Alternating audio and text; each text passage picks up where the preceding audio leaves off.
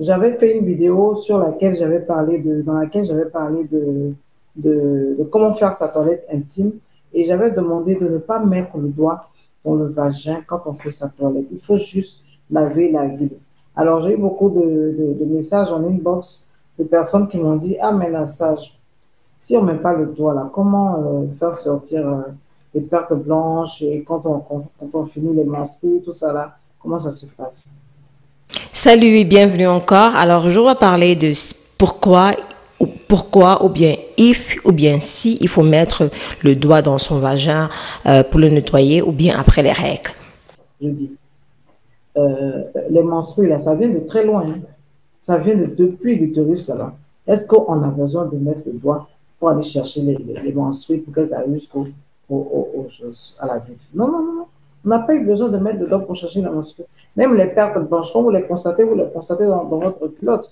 Vous n'avez pas eu besoin de mettre le doigt pour les ramener vers l'extérieur. C'est la même chose. Hein? Les pertes blanches, les menstrues, tout ça va descendre et c'est déjà fait de manière naturelle. Le vagin fait sa propre toilette. Fait sa propre toilette. Si vous voulez mettre le doigt et nettoyer, rincer, mettre des jets d'eau, tout ça pour pouvoir nettoyer l'intérieur du vagin, eh bien, vous prenez le risque d'évacuer les bonnes bactéries qui résident au niveau du vagin.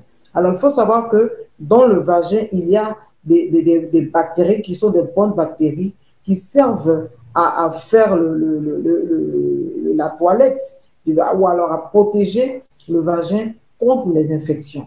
Et en rinçant, en nettoyant, en mettant le doigt ou en faisant des jets d'eau dans le vagin, vous allez faire sortir toutes ces bactéries-là. Et il va avoir un temps avant que ces bactéries-là ne se reconstituent. Il va avoir un temps où il n'y a pas de bactéries, il n'y a pas donc de policiers. Donc, les bandits peuvent attaquer. Hein? Ça veut dire que, comment on appelle, les microbes, là, ils vont profiter de ce moment où il n'y a pas de bonnes bactéries, il n'y a pas de policiers là pour attaquer le vagin. Et c'est comme ça que vous allez voir, comment dire ça, survenir des infections, des pertes blanches. Vous allez vous dire, ah, je me lave bien, je fais ma toilette tout le temps correctement, mais toujours j'ai des infections. Eh bien, c'est ça, parce que vous détruisez ce qu'on appelle la flore vaginale. Il ne faut pas mettre le doigt dedans pour ramener quoi que ce soit. Non, non. Même quand vous avez une infection, vous avez des pertes blanches, vous avez beaucoup de pertes blanches, c'est une infection.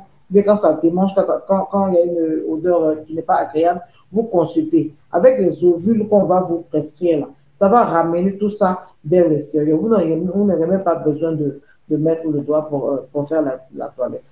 Alors, je remercie beaucoup cette madame. Elle dit vraiment des choses qui sont très intéressantes. Mais j'aimerais aussi ajouter quelque chose pour dire que les pertes blanches sont tout à fait normales. Certaines femmes, certaines filles pensent que avoir des pertes blanches, c'est pas bien. C'est tout à fait normal d'avoir des pertes blanches. Parce que des pertes blanches, en fait, c'est le nettoyage de notre vagin ou bien de notre partie intime. C'est ça qui se nettoie et c'est ça qui sort, en fait. Maintenant, là où les pertes blanches ne sont pas bien, c'est quand c'est abondant. Quand tu as des pertes blanches, ça sort comme si c'était de l'eau, ça sort comme si tu avais fait pipi. Ça sort beaucoup en grande quantité, c'est là où c'est pas normal. Ou bien tu as des pertes blanches qui ont des couleurs bizarres, des couleurs grises, des couleurs vertes ou bien des couleurs jaunes. Tout cela montre qu'en fait tu es infecté. Tout cela montre que tu as un problème avec des bactéries ou bien tu as un yeast. Bref, ça veut dire que tu as des problèmes et que tu dois aller voir ton gynécologue. Ne pas voir ta copine du quartier, ne pas sur YouTube, ne pas sur les réseaux sociaux, chercher les conseils. Va voir ton gynécologue parce que des gens maintenant ont des problèmes, ils se retrouvent. La première personne à qui ils vont penser, c'est ah, quel influenceur, j'ai mon influenceur que j'aime, je vais aller prendre conseil là-bas. Ou bien ils vont sur YouTube, cherchons un peu comment traiter ça. J'ai eu beaucoup de pertes blanches, qu'est-ce qui se passe? Non. Donc, quand tu as des mauvaises odeurs, le fait que ça gratte, ça veut tout simplement dire que tes mauvaises bactéries qui sont dans ton vagin se sont multipliées et ont dépassé le nombre qui devrait être. C'est ce que ça veut dire, en fait. Ça ne veut pas dire que tu as mal lavé ton vagin ou bien que tu t'es mal lavé. Non, c'est pas ce que ça veut dire. Et puis, éviter aussi de mettre tous tous ces médicaments, tous ces mixtures, tous ces mélanges, tous ces suppositoires fabriqués de manière traditionnelle que vous mettez dans le vagin, soit disant pour le resserrer ou bien pour le rendre sucré. Hein? Le vagin n'a pas besoin de ça pour être sucré. C'est déjà naturel. Hein? Quand vous mettez tout ça là, c'est maintenant que c'est là que vous détruisez cette douceur naturelle du vagin. Hein? En faisant ça là, vous détruisez la douceur naturelle du vagin. Pourquoi c'est toujours pour les femmes là qu'on met un truc pour que ce soit sucré? Hein? Les hommes là, est-ce qu'ils mettent quelque chose dessus? Ils mettent rien dessus, mais c'est propre, oui.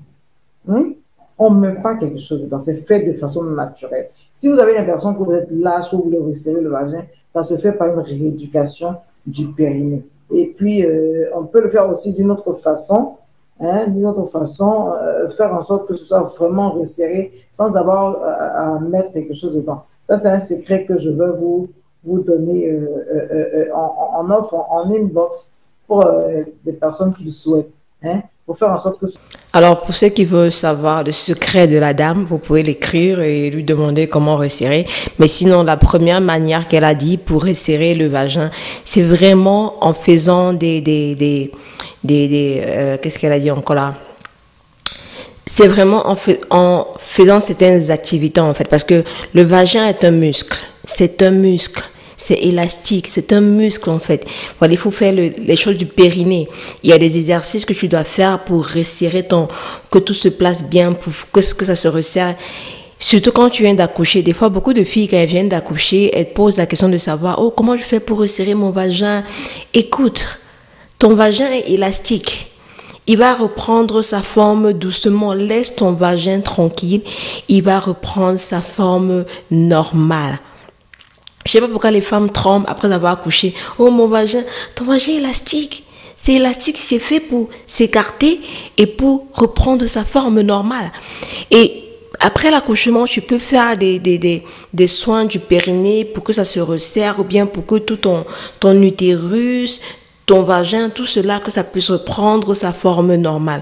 Et aussi, il faut donner du temps, hein. Il faut donner du temps, parce que moi, je comprends pas des gens qui sont enceintes pendant 9 mois, mais après 3 mois, après 4 mois ou après 6 mois, elles aimeraient que le vagin retrouve la forme normale après 6 mois. Non. Non, je suis désolée. Non, ça peut prendre du temps. Tu as vu la tête qui est sortie de ton vagin? Tu as vu le corps de l'enfant là, tu as vu ce qui est sorti de ton vagin.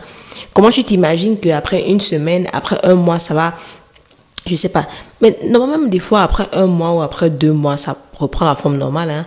Normalement, hein, moi je me dis, après 2 mois, oui. Très souvent, on dit que tu peux avoir des rapports sexuels après 2 mois, après avoir accouché. Les docteurs, généralement, disent après 2 mois. Même comme il y a certaines femmes que après 1 mois ou bien après 2 semaines, tout va bien. Hein. Donc, sachez que le vagin, c'est juste élastique. Hein. C'est juste élastique. Il y a des exercices qu'on peut faire pour resserrer le vagin. Tous les produits qu'on vous dit, il faut mettre à l'intérieur pour resserrer. Ou bien il faut utiliser ça là pour resserrer. C'est du n'importe quoi. Faire des exercices du périnée. Si tu veux vraiment que ça se resserre, tu pars à l'hôpital, ils vont te faire une chirurgie médicale qui va resserrer ça. Et même encore, c'est temporaire. Donc, il faut aussi, la troisième manière pour resserrer ton vagin, c'est avec le laser. Tu pars toujours à l'hôpital, ils vont utiliser le laser. Voilà quoi. Mais mettre des pierres, mettre des produits, des ovules dans le vagin pour resserrer. Essayez un peu de réfléchir. Réfléchissez un tout petit peu. Hein. Réfléchissez un tout petit peu. Que ce soit bien serré. Hein? C'est la base. C'est-à-dire que la chaleur, la douceur et la viscosité de cette glaire ou alors de cette substance qui s'écoule naturellement du vagin, c'est ça qui va faire la douceur du truc. C'est ça qui donne du piment au truc. Mais ce n'est pas ces choses que vous ramenez qui vont vous créer des infections. Hein? On n'a pas besoin de ça. Hein? On a juste besoin de chaleur, que ce soit toujours chaud, que ce soit toujours tonique. Hein? Hein? Donc, et que ce soit toujours lubrifié aussi. Parce que quand vous mettez toutes ces substances-là, après, vous allez être confronté à une sécheresse vaginale. Tout ça, ce n'est pas intéressant. Hein? Les garçons, les hommes, là, ils ne mettent rien sur pour eux pour devenir doux. Dieu a fait ça comme ça. Donc, arrêtez de mettre les choses pour vous là. Hein? Ces combats que vous faites à cause d'une tisa par-ci, d'une tisa par-là. Depuis là, vous mettez secret, mais la tisa est là. Hein?